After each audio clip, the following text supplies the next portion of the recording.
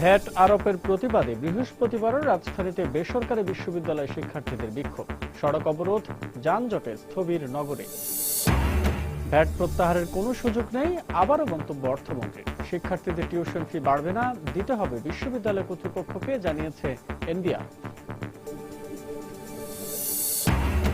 স্বতন্ত্র বেতন কাঠামোর দাবিতে পাবলিক বিশ্ববিদ্যালয় শিক্ষকদের আন্দোলন অব্যাহত। রোববার পূর্ণ দিবস কর্মবিরতি ঘোষণার পরপরই অর্থমন্ত্রীর দুঃখ প্রকাশ। জনগণের সমস্যাকে আন্তরিক ও মানবিক দৃষ্টিকোণ থেকে দেখতে পুলিশের প্রতি নির্দেশ প্রধানমন্ত্রী। প্রশংসা করলেন জঙ্গিবাদ ও সন্ত্রাস দমনের ভূমিকা।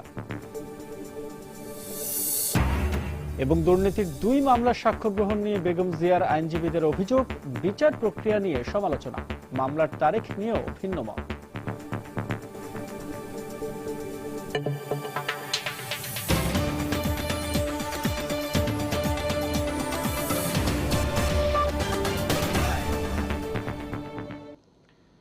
প্রবাসী সময়ের সঙ্গে আছে আমি আসাদ।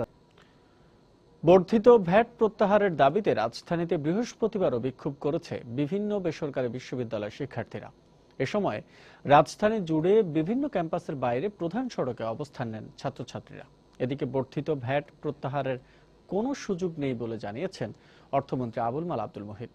অন্যদিকে এনবিআর এক প্রেস বিজ্ঞপ্তিতে জানিয়েছে, বর্ধিত ভ্যাট আরোপের কারণে শিক্ষার্থীদের টিউশন ফি বাড়বে না। বৃহস্পতিবার সকাল থেকে রাজধানীর ধানমন্ডি, রামপুরা, বনানী, মহাখালী, উত্তরা সহ বিভিন্ন স্থানে ভ্যাট প্রত্যাহারের দাবিতে বিক্ষোভ করেন বেসরকারি বিশ্ববিদ্যালয়ের শিক্ষার্থীরা।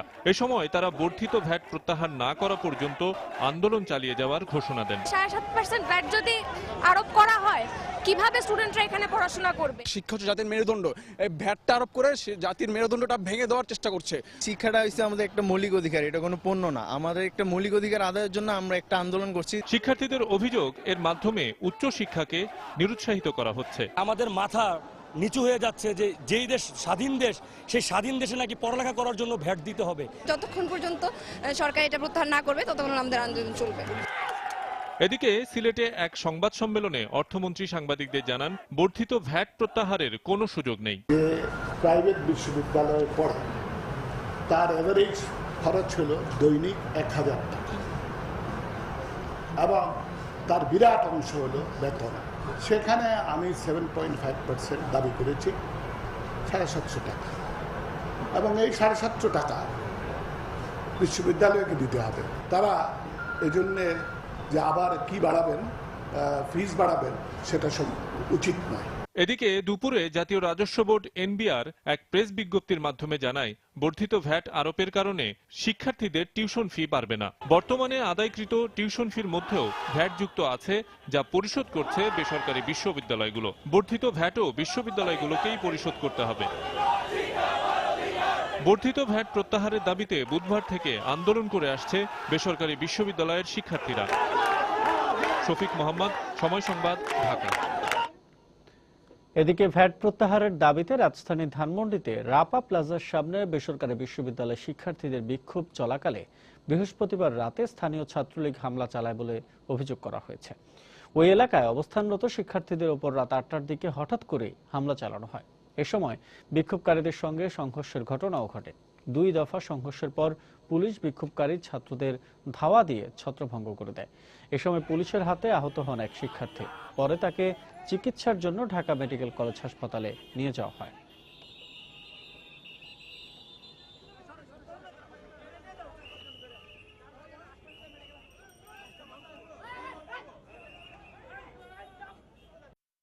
আমরা সবাই এখানে, ঠিক আছে, হঠাৎ করে অতর্কিত কিছু ছেলে আসলো, জয় বাংলা বলে বলে পোলাপানদের মারা শুরু করলো। এখন তো আমরা মারামারি করতে পারি না, কারণ আমাদের শান্তিপূর্ণ আন্দোলন। একজন বলতেছিল যে ছাত্রলীগের সবাই আসতেছে, তোমরা এখানে সাবধান হও। তো এটা বলার সাথে সাথে অতর্কিত এসে আমাদের আক্রমণ করা শুরু করলো এবং 4-5 জনকে মারলো। পুলিশ তারপর সবাইকে ছেড়ে দিচ্ছে। বেসরকারি বিশ্ববিদ্যালয়ের কোনো শিক্ষার্থীকে ভ্যাট দিতে হবে না, বিশ্ববিদ্যালয় কর্তৃপক্ষই ভ্যাটের টাকা পরিশোধ করবে বলে সংসদকে জানিয়েছেন প্রধানমন্ত্রী শেখ হাসিনা। বৃহস্পতিবার রাতে 10ম জাতীয় সংসদের 7ম অধিবেশনের সমাপনী ভাষণে একথা জানান প্রধানমন্ত্রী। এ সময় তিনি আরো বলেন, বিশ্বের অন্য যে কোনো দেশের চেয়ে উচ্চশিক্ষায় কম ব্যয় হয় বাংলাদেশে। বিশ্ববিদ্যালয়ের জন্য ভ্যাট ধরা হয়েছে, এই ভ্যাট তো ছাত্রদের দিতে হবে না, এটা তো ওই বিশ্ববিদ্যালয়ের কর্তৃপক্ষরাই দেবে এবং কর্তৃপক্ষরা সেটা স্বীকার করেছে যে তারা ভ্যাট দেবেন। কারণ শিক্ষা প্রতিষ্ঠান বা শিক্ষার জন্য সরকারের পক্ষ থেকে তো অনেক খরচ আমরা করি, এমনকি দরিদ্র ছাত্র ছাত্রীদের আমরা স্টাইপেন্ড দিচ্ছি। প্রায় 1,28,00,000 ছাত্রছাত্রী একবারে প্রাথমিক থেকে নিয়ে ব্যাচেলার ডিগ্রি পর্যন্ত তারা কিন্তু বৃত্তি পাচ্ছে, উপবৃত্তি পাচ্ছে, সেই ব্যবস্থা করছি। বিনা পয়সায় আমরা বই দিচ্ছি। বাংলাদেশে উচ্চ শিক্ষায় সরকারি যত বিশ্ববিদ্যালয় সেখানে যত কম টাকায় পড়ে, পৃথিবীর অন্য কোনো দেশে কিন্তু এত কম টাকায় কোনো ছাত্রছাত্রী পড়তে পারে না। এটা হলো বাস্তবতা, এই বাস্তবতাগুলি উপলব্ধি করতে হবে। এদিকে বর্ধিত ভ্যাট প্রত্যাহারের দাবিতে শিক্ষার্থীদের বিক্ষোভ কর্মসূচির কারণে বৃহস্পতিবার রাজধানী জুড়ে সৃষ্টি হয় তীব্র যানজটের। সকাল থেকে রাজধানীর কিছু সড়কে থেমে থেমে গাড়ি চললেও মিরপুর রোড, ফার্মগেট, বাংলা মোটর, বনানী, মহাখালী সহ গুরুত্বপূর্ণ সড়কে ঘন্টার পর ঘন্টা দাঁড়িয়ে থাকে যানবাহনগুলো। এতে দুর্ভোগে পড়েন স্কুলগামী শিক্ষার্থী ও কর্মজীবী মানুষ। অনেকে পায়ে হেঁটেই রওনা হন গন্তব্যে। দাবি আদায়ে বৃহস্পতিবার সকাল থেকেই রাজধানীর বিভিন্ন স্থানে সড়কে অবস্থান নিয়ে বিক্ষোভ করে বেসরকারি বিশ্ববিদ্যালয়ের শিক্ষার্থীরা। এতে রাজধানী জুড়ে সৃষ্টি হয় তীব্র যানজটের। ধানমন্ডি, বনানী, মহাখালী, উত্তরা সহ বিভিন্ন স্থানে ঘন্টার পর ঘন্টা আটকে থাকে অনেক যানবাহন। রাজধানী জুড়ে তীব্র যানজটে নাগরিক ভোগান্তি ছিল চরমে। দুর্ভোগে পড়তে হয় স্কুলগামী শিক্ষার্থী থেকে শুরু করে কর্মস্থলমুখী মানুষকে। 12টা থেকে এখানে আসি, এখন বাজে 6টা প্রায়। আমার যাওয়াদের কোনো পথ নেই। 1 ঘন্টা জায়গায় যদি 3 ঘন্টা লাগে তাহলে কিভাবে অফিস আদালত করবো?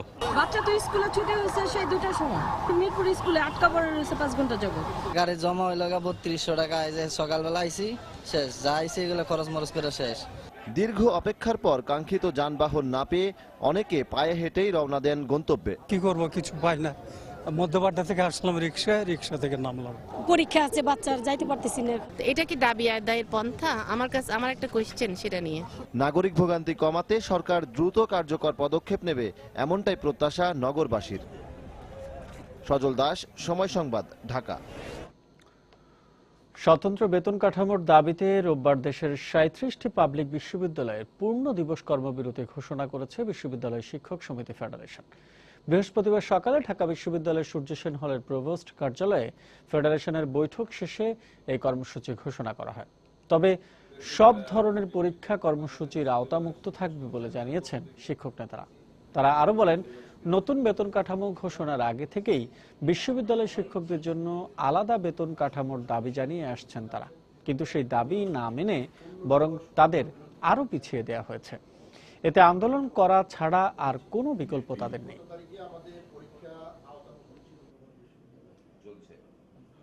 13/9/2015 তারিখে পূর্ণ দিবস কর্মবিরতি এবং 14, 15, 16 তারিখ বিশ্ববিদ্যালয়ের সকল কার্যক্রম আমরা করব, ক্লাস চলবে, সবকিছু চলবে। ইতিমধ্যে আমাদেরকে যদি আলোচনার জন্য আহ্বান করা হয় তাহলে ভালো, আলোচনার জন্য যদি আমাদেরকে আহ্বান না করা হয় তাহলে 17/9/2015 তারিখ আবার আমরা পূর্ণ দিবস কর্মবিরতি আমরা পালন করব। সেদিনও আমাদের অবস্থান ধর্মঘট থাকবে। এদিকে স্বতন্ত্র বেতন কাঠামো নিয়ে বিক্ষোভকারী পাবলিক বিশ্ববিদ্যালয়ের শিক্ষকদের নিয়ে বিরূপ মন্তব্য করায় দুঃখ প্রকাশ করেছেন অর্থমন্ত্রী আবুল মাল আব্দুল মুহিত। বৃহস্পতিবার বিকেলে সিলেট সার্কিট হাউসে সংবাদ সম্মেলন করে একথা বলেন মন্ত্রী। আমি যেভাবে বক্তব্যটি দিই তাতে অবশ্যই তাদের মানহানি হয়েছে, কারণ জ্ঞানের অভাবে বলা আর যথাযথ তথ্য সম্বন্ধে অনবহিত বলার মধ্যে অনেক তফাৎ আছে। আমি আমার বক্তব্য সম্বন্ধে খুবই দুঃখিত, তবে বিস্মিত যে তারা সরকারি সিদ্ধান্ত জানার আগেই আন্দোলনে নেমে গেল। আমার এই বক্তব্য যেভাবে সংবাদ মাধ্যমে প্রকাশিত হয়েছে তা অনভিপ্রেত ছিল এবং আমি তা প্রত্যাহার করছি। এই জন্য যারা ক্ষুব্ধ হয়েছেন বা দুঃখ পেয়েছেন তাদের কাছে বিনীত অনুরোধ যে ভুল বোঝাবুঝি এখানেই সমাপ্তি হোক। জনগণের সমস্যাকে মানবিক দৃষ্টিকোণ থেকে দেখে আরো আন্তরিক হয়ে সেবা দিতে পুলিশ বাহিনীকে নির্দেশ দিয়েছেন প্রধানমন্ত্রী শেখ হাসিনা। বলেছেন, শাসক নয়, কাজ করতে হবে সেবক হয়ে। বৃহস্পতিবার সকালে রাজশাহীর সারদা পুলিশ একাডেমিতে প্রশিক্ষণ ব্যাচের সমাপনী কুচকাওয়াজ পরিদর্শন শেষে এ নির্দেশ দেন তিনি। এ সময় জঙ্গিবাদ ও সন্ত্রাস দমনে পুলিশ বাহিনীর ভূমিকারও প্রশংসা করেন প্রধানমন্ত্রী। 1 বছরের নিবিড় প্রশিক্ষণ শেষ করে এখন আইন শৃঙ্খলা রক্ষায় মাঠে নামবেন পুলিশের এই নবীন কর্মকর্তারা। সারদার শতবর্ষ পুরনো এই পুলিশ একাডেমিতে সমাপনী কুচকাওয়াজের মধ্য দিয়ে শেষ হলো বিসিএস 33তম পুলিশ ব্যাচের 160 জন সহকারী পুলিশ সুপারের প্রশিক্ষণ। কুচকাওয়াজে সালাম গ্রহণ করেন প্রধানমন্ত্রী শেখ হাসিনা। অভিবাদনের জবাবে পুলিশ বাহিনীর আধুনিকায়নে তার সরকারের নেয়া পদক্ষেপগুলো তুলে ধরেন তিনি। বলেন, দেশে আইনের শাসন প্রতিষ্ঠা আর আইন শৃঙ্খলা বাহিনীর উন্নয়নে কাজ করছে তার সরকার। যারা দেশ ও জাতির সেবায় নিয়োজিত, দেশের শান্তি নিরাপত্তা রক্ষা করে, তাদের পুনর্গঠন, তাদের উন্নত প্রশিক্ষণ এবং তাদেরকে সুন্দরভাবে গড়ে তোলা এবং জনগণের সেবার উপযুক্ত করে গড়ে তোলা, এটাই আমাদের লক্ষ্য। নতুন পুলিশ কর্মকর্তাদের উদ্দেশ্যে 1972 সালে এই মাঠে জাতির জনকের দেয়া ভাষণ থেকে উদ্ধৃত করেন প্রধানমন্ত্রী। বলেন, শাসক নয় বরং সেবক হিসেবে কাজ করতে হবে প্রতিটি পুলিশ সদস্যকে। মানুষ তার চরম বিপদে পুলিশের দ্বারস্থ হয়, কাজেই তাদেরকে আইনি সেবা দিয়ে মানবিক আচরণ করে গণমানুষের আস্থা অর্জন করবেন। পুলিশকে আমি আন্তরিক অভিনন্দন জানাই যে বাংলাদেশে বিভিন্ন নাশকতা, জঙ্গিবাদ, সন্ত্রাস মোকাবেলা অত্যন্ত দক্ষতার সাথে তারা করে যাচ্ছেন। কুচকাওয়াজ শেষে প্রশিক্ষণে কৃতিত্ব অর্জনকারী পুলিশ সদস্যদের হাতে পদক তুলে দেন প্রধানমন্ত্রী শেখ হাসিনা।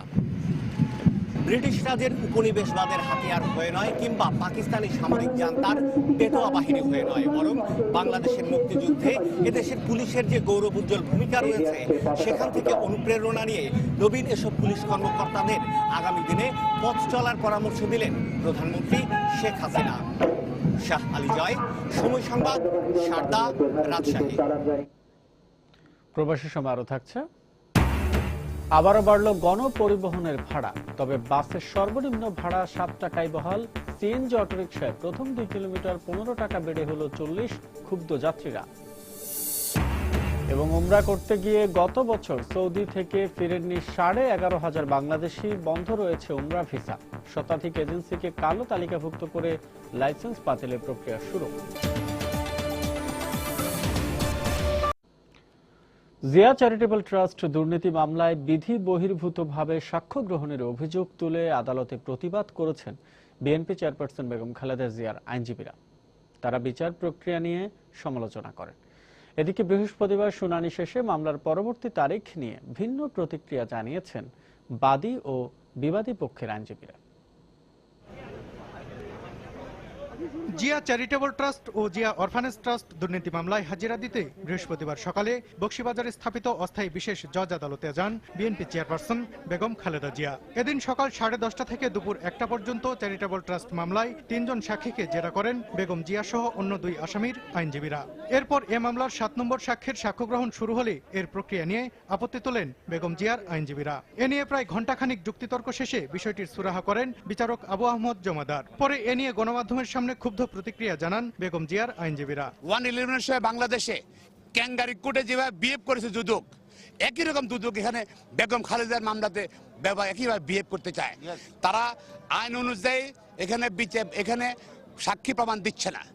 আমরা বেগম খালেদার পক্ষে বলেছি, আমরা এখানে বিচার চাই, তবে অবশ্যই আইন অনুযায়ী বিচার হবে। মাননীয় আদালত কারেকশন করেছে, দুদকের যে সাক্ষীগুলো বেআইনিভাবে লিপিবদ্ধ করা হয়েছে এগুলা বাদ দিয়েছে। তবে সাক্ষ্য গ্রহণ নিয়ে সৃষ্ট বিতর্ক ও বেগম জিয়ার আইনজীবীদের মন্তব্যের কোনো জবাব দেননি দুদকের আইনজীবীরা। সাক্ষীর সাক্ষ্য গ্রহণ চলছে এই মুহূর্তে। আমি ওনাদের যে বাইরের যে বক্তব্য বা রাজনৈতিক বক্তব্য বা অন্য বক্তব্য, সে সমস্ত বক্তব্যের জবাব দিয়ে দিতে চাই না, কারণ এটা আমার ডিউটি না।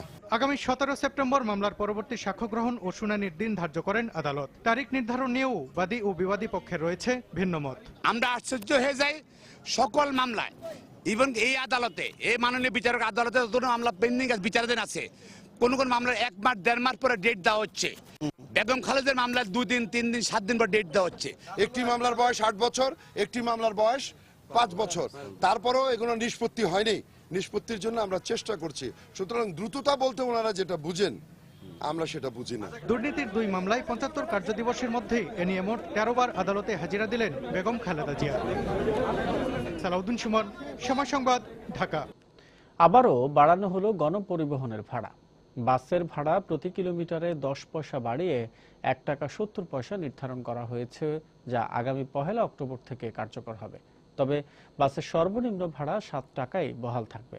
এছাড়া সিএনজি অটোরিকশার প্রথম 2 কিলোমিটারের ভাড়া 25 টাকা থেকে বাড়িয়ে 40 টাকা করা হয়েছে, যা কার্যকর হবে 1 নভেম্বর থেকে।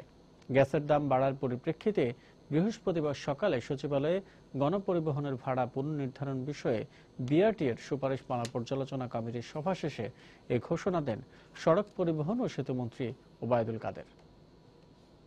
1 টাকা 60 পয়সা থেকে 1 টাকা 70 পয়সা নির্ধারণ করছি। এটা হলো বাস, আর মিনি বাসের ক্ষেত্রে 1 টাকা 50 পয়সা বৃদ্ধি করেছি 1 টাকা 60 পয়সা। সিএনজি চালিত অটোরিকশার ভাড়া প্রথম 2 কিলোমিটারের ভাড়া 25 টাকা থেকে 40 টাকা, পরবর্তী প্রতি কিলোমিটারে ভাড়া 60 টাকা 64 পয়সা থেকে 12 টাকা। যে কোনো দূরত্বে যাত্রী পরিবহনের সর্বনিম্ন ভাড়া 25 টাকা থেকে 40 টাকা। দূরপাল্লার ভাড়া বাড়বে না। গণপরিবহনের ভাড়া বাড়ানোয় ক্ষোভ প্রকাশ করেছেন সাধারণ মানুষ। তারা বলছেন, সরকারি চাকরিজীবীদের বেতন বাড়লেও অন্য পেশার স্বল্প আয়ের মানুষের জীবনযাত্রায় তা বাড়তি চাপ সৃষ্টি করবে।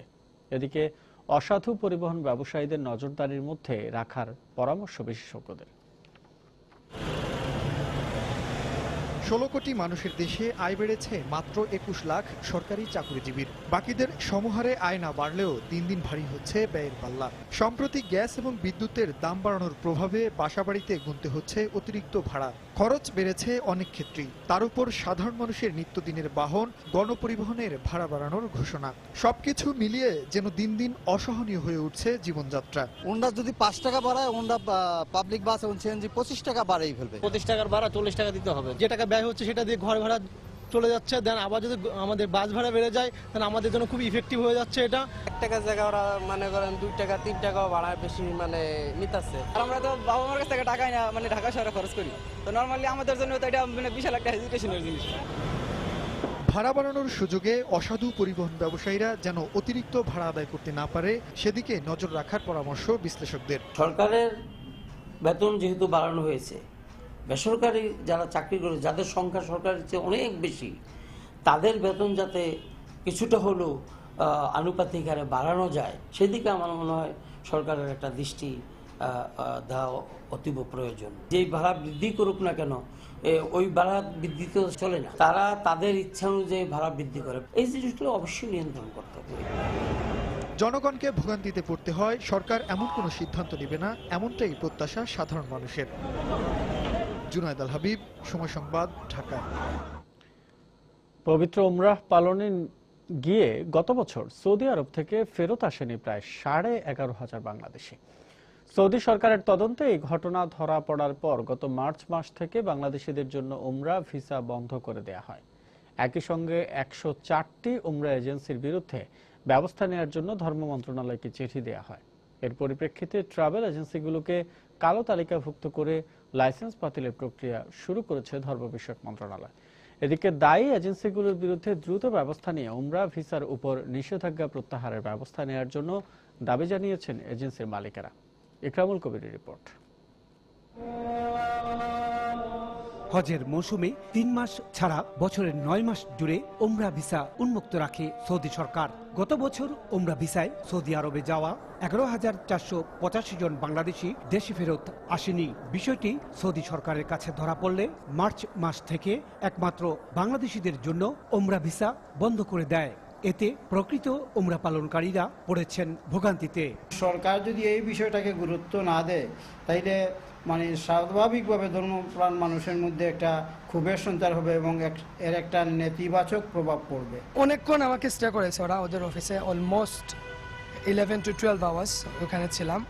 তারপর ওরা আমাকে ডিসিশন ওরা ব্যাক করে দেবে। এই প্রেক্ষিতে 23 আগস্ট ধর্ম বিষয়ক মন্ত্রণালয়ের অতিরিক্ত সচিব মোহাম্মদ শহীদুজ্জামানকে প্রধান করে একটি তদন্ত কমিটি করা হয়।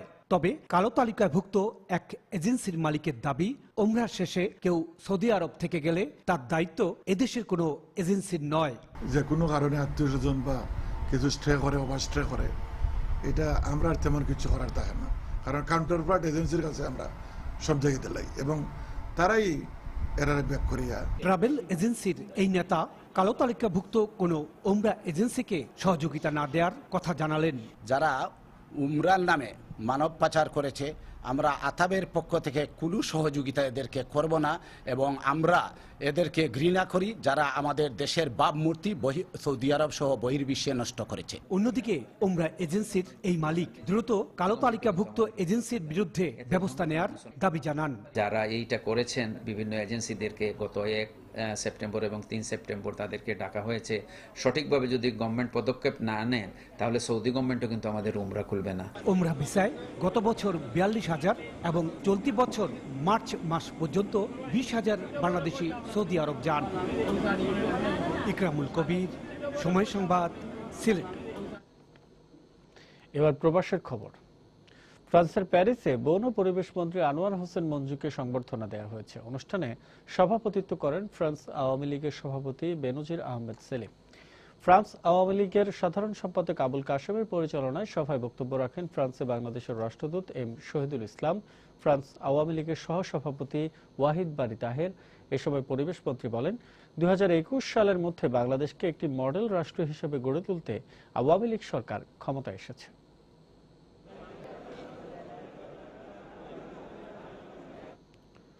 পররাষ্ট্র মন্ত্রণালয় সম্পর্কিত সংসদীয় স্থায়ী কমিটির সভাপতি ডাক্তার দীপু মনি বলেছেন, এমআরপি পাসপোর্ট সংগ্রহ করতে প্রবাসীদের সচেতন হতে হবে, কারণ চলতি বছরের শেষ নাগাদ হাতে লেখা পাসপোর্ট বন্ধ হয়ে গেলে ভ্রমণ বিষয়ে জটিলতা সৃষ্টি হতে পারে।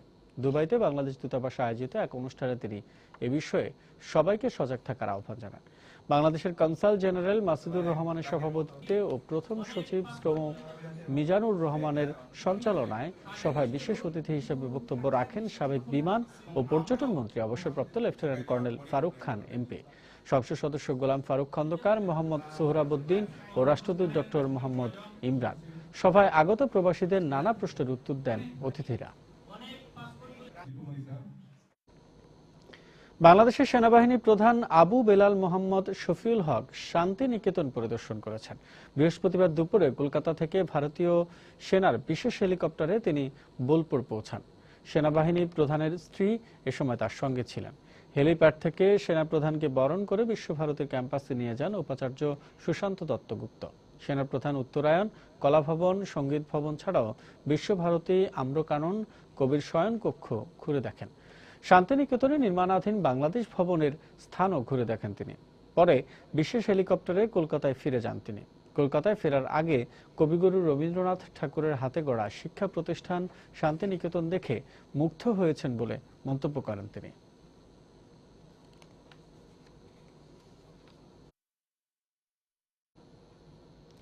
জাতীয় শোক দিবস উপলক্ষে যুক্তরাজ্য আওয়ামী লীগের উদ্যোগে 40 দিন ব্যাপী শোক পালনের শেষ দিনে সমাপনী অনুষ্ঠানের আয়োজন করা হয়। যুক্তরাজ্য আওয়ামী লীগের সভাপতি সুলতান শরীফের সভাপতিত্বে এবং সাধারণ সম্পাদক সৈয়দ সাজিদুর রহমান ফারুকের পরিচালনায় এতে বক্তব্য রাখেন যুক্তরাজ্য আওয়ামী লীগের সহসভাপতি Jalal Uddin, Shamsuddin master, Hormuz Ali, Shah Azizur Rahman, M A Hashim, অধ্যাপক আবুল হোসেন, সিতাব চৌধুরী, নঈম উদ্দিন রিয়াজ সহ অনেকে। এতে বক্তারা বঙ্গবন্ধুর জীবন, কর্মকাণ্ড এবং সোনার বাংলা করার স্বপ্ন নিয়ে আলোচনা করেন। লন্ডনের ওয়াটারলিলিতে লন্ডন মহানগর যুবদলের দ্বিবার্ষিক সম্মেলন অনুষ্ঠিত হয়েছে। সংগঠনের আহ্বায়ক আব্দুল খায়েরের সভাপতিত্বে ও প্রথম যুগ্ম আহ্বায়ক শাহেদ আহমেদের পরিচালনায় প্রধান অতিথি হিসেবে উপস্থিত ছিলেন যুক্তরাজ্য বিএনপির সভাপতি এম এ মালিক। প্রধান বক্তা ছিলেন যুক্তরাজ্য বিএনপির উপদেষ্টা শাইস্তা চৌধুরী কুদ্দুস। বিশেষ অতিথি ছিলেন যুক্তরাজ্য বিএনপির সাধারণ সম্পাদক কায়সার এম আহমেদ। সম্মেলনে আব্দুল খয়েরকে সভাপতি, শাহেদ আহমেদকে সাধারণ সম্পাদক ও কিবরিয়া ইসলামকে সাংগঠনিক সম্পাদক করে লন্ডন মহানগর যুবদলের দ্বিবার্ষিক কমিটি গঠন করা হয়। ইতালির মিলানে বাংলাদেশি কমিউনিটির প্রতিষ্ঠিত প্রথম মসজিদ মিলান কেন্দ্রীয় মসজিদের উদ্যোগে অনুষ্ঠিত হয়েছে ওয়াজ মাহফিল। গত বুধবার মসজিদের সভাপতি সৈয়দ হুসাইন জসিমের সভাপতিত্বে মুজিবুর রহমানের পরিচালনায় ও আবু হানিফ পাটোয়ারির তত্ত্বাবধানে মাহফিলে প্রধান অতিথি হিসেবে ওয়াজ করেন বিশিষ্ট আলেমে দ্বীন মাওলানা ডক্টর আবুল কালাম আজাদ। বিশেষ অতিথি হিসেবে ওয়াজ করেন ইউরোপিয়ান কাউন্সিল অব মস্কোর chairman engineer Abu Bakar Siddique, secretary general barrister Rizwan Hussain. মিলানের প্রবাসী বাংলাদেশি মুসল্লিগণ আল্লাহর নৈকট্য লাভের লক্ষ্যে দলে দলে মাহফিলে যোগ দেন। বিশ্বের মুসলিম উম্মার শান্তি কামনায় বিশেষ মোনাজাত করা হয়।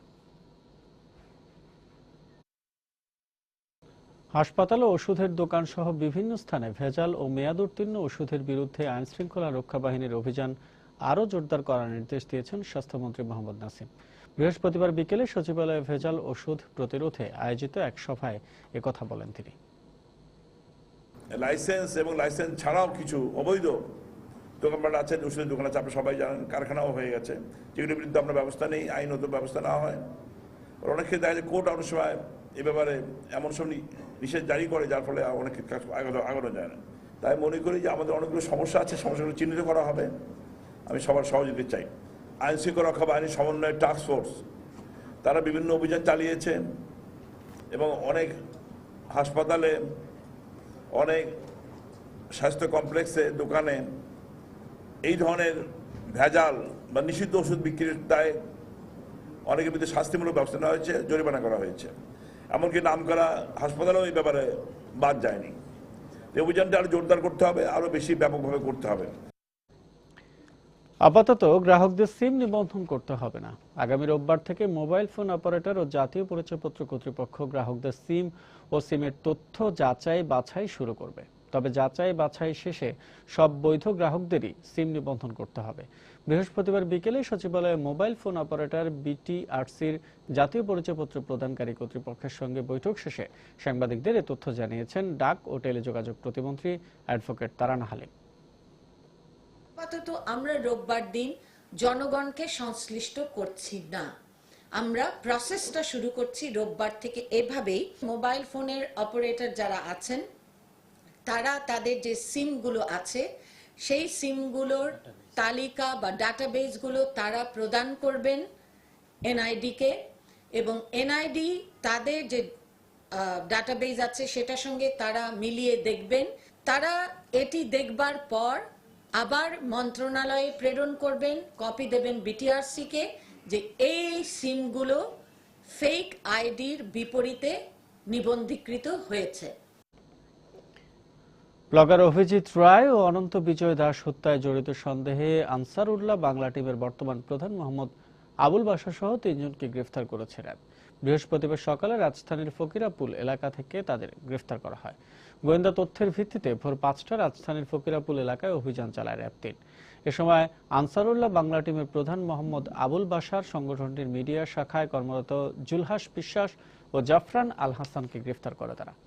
র্যাব জানিয়েছে তাদের প্রাথমিক জিজ্ঞাসাবাদে ব্লগার অভিজিৎ রায় অনন্ত বিজয় দাস হত্যার বিভিন্ন গুরুত্বপূর্ণ তথ্য পাওয়া গেছে। জিজ্ঞাসাবাদ শেষে গ্রেফতার হওয়া আনসারুল্লাহ সদস্যদের গোয়েন্দা পুলিশের কাছে হস্তান্তর করা হবে বলেও জানানো হয়েছে।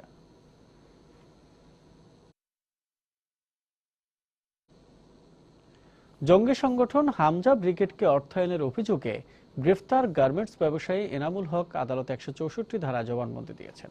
চট্টগ্রামের বাঁশখালীর senior judicial magistrate Mohammad Sajjad হোসেনের আদালতে তার জবানবন্দি দেওয়া হয়। বৃহস্পতিবার সকালে বাঁশখালী থানার বিস্ফোরক মামলায় এনামুল হককে আদালতে হাজির করে র্যাব। এ সময় জবানবন্দির রেকর্ড শেষে তাকে কারাগারে পাঠানোর নির্দেশ দেন বিচারক। এই মামলায় গত 6 সেপ্টেম্বর থেকে 4 দিনের রিমান্ডে ছিলেন ব্যবসায়ী এনামুল। গত 5 সেপ্টেম্বর গাজীপুরের টঙ্গী থেকে গার্মেন্টস ব্যবসায়ী এনামুলকে গ্রেফতার করা হয়। এর আগে জঙ্গি সংগঠন হামজা ব্রিগেডকে অর্থায়নের অভিযোগে সুপ্রিম কোর্টের 3 আইনজীবীকে গ্রেফতার করে র্যাব।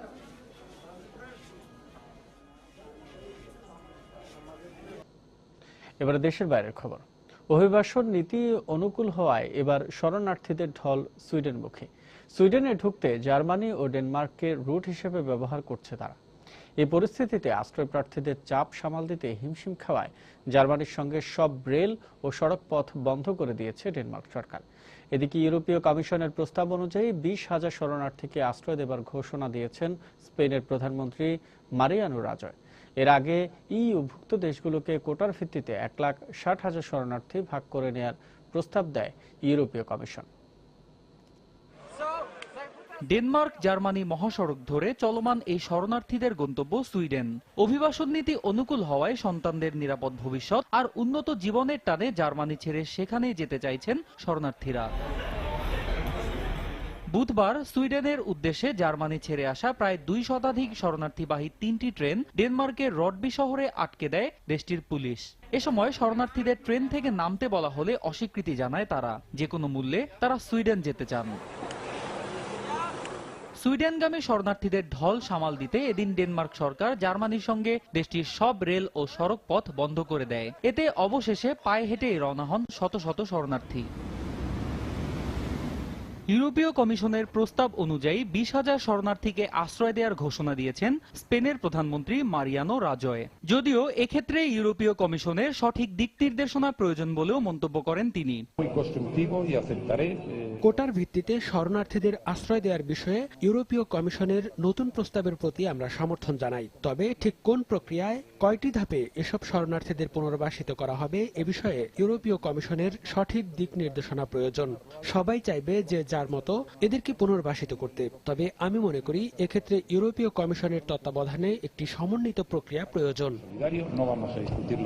এর আগে 12,000 সিরীয় শরণার্থীকে আশ্রয় দেওয়ার ঘোষণা দেন অস্ট্রেলীয় প্রধানমন্ত্রী টনি অ্যাবট। এদিকে চলমান সংকটে আরো বেশি করে সিরীয় শরণার্থীকে আশ্রয় দিতে যুক্তরাষ্ট্র প্রতিজ্ঞাবদ্ধ বলে মন্তব্য করেছেন মার্কিন পররাষ্ট্রমন্ত্রী জন কেরি। বুধবার ওয়াশিংটনে সাংবাদিকদের সঙ্গে কথা বলার সময় একথা বলেন তিনি।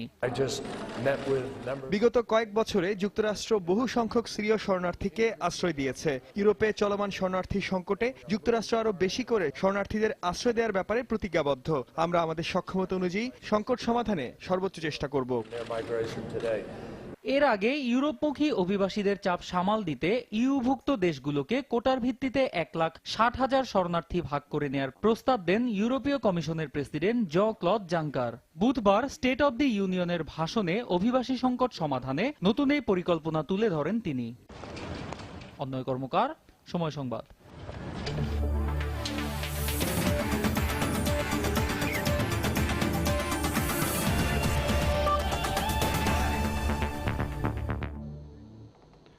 মাত্র 4 মাসের জন্য বাংলাদেশ ফুটবল ফেডারেশনের সঙ্গে প্রধান কোচ হিসেবে চুক্তিবদ্ধ হলেন ইতালিয়ান ফাবিও লোপেজ।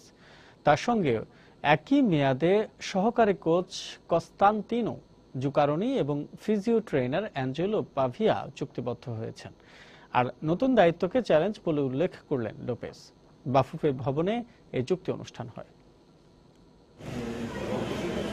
বাংলাদেশের ফুটবল ইতিহাসে কুইক অধ্যায়টা শেষ হবার 24 ঘন্টা না পেরোতেই নতুন কোচ ফাবিও লোপেজের সঙ্গে চুক্তিবদ্ধ হয়েছে বাংলাদেশ ফুটবল ফেডারেশন।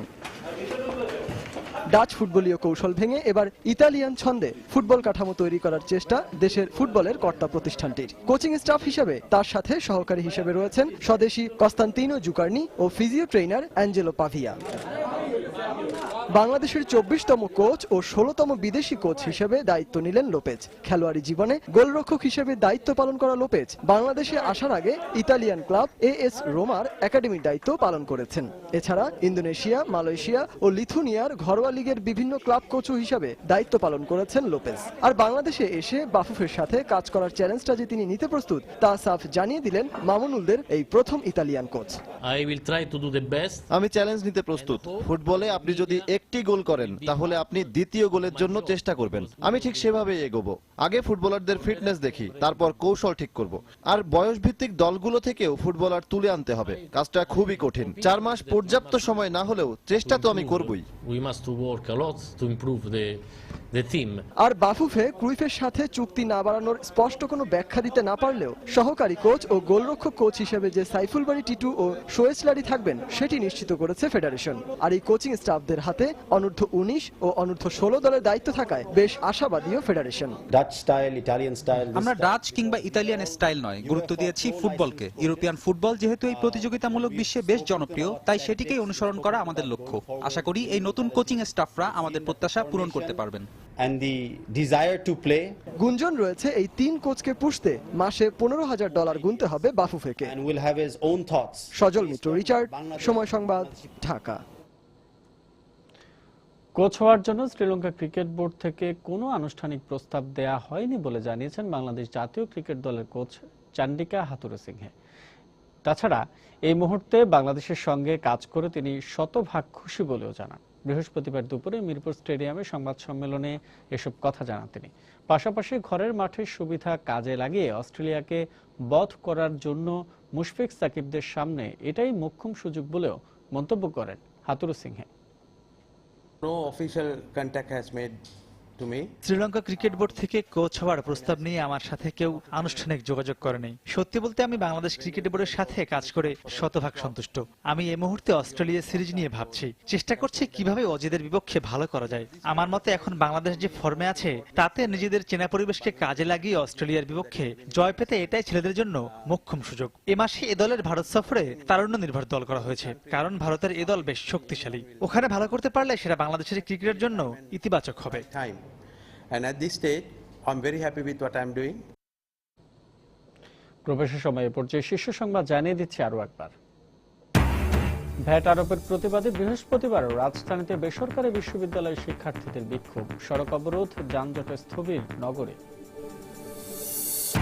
ভ্যাট প্রত্যাহারের কোনো সুযোগ নেই, আবারও মন্তব্য অর্থমন্ত্রী। শিক্ষার্থীদের টিউশন ফি বাড়বে না, দিতে হবে বিশ্ববিদ্যালয় কর্তৃপক্ষকে, জানিয়েছে এনবিআর। স্বতন্ত্র বেতন কাঠামোর দাবিতে পাবলিক বিশ্ববিদ্যালয় শিক্ষকদের আন্দোলন অব্যাহত। রোববার পূর্ণ দিবস কর্মবিরতি ঘোষণার পরপরই অর্থমন্ত্রীর দুঃখ প্রকাশ। জনগণের সমস্যাকে আন্তরিক ও মানবিক দৃষ্টিকোণ থেকে দেখতে পুলিশের প্রতি নির্দেশ প্রধানমন্ত্রীর। প্রশংসা করলেন জঙ্গিবাদ ও সন্ত্রাস দমনের ভূমিকা। এবং দুর্নীতির 2 মামলার সাক্ষ্য গ্রহণ নিয়ে বেগম জিয়ার আইনজীবীদের অভিযোগ, বিচার প্রক্রিয়া নিয়ে সমালোচনা। মামলার তারিখ নিয়েও ভিন্ন মত।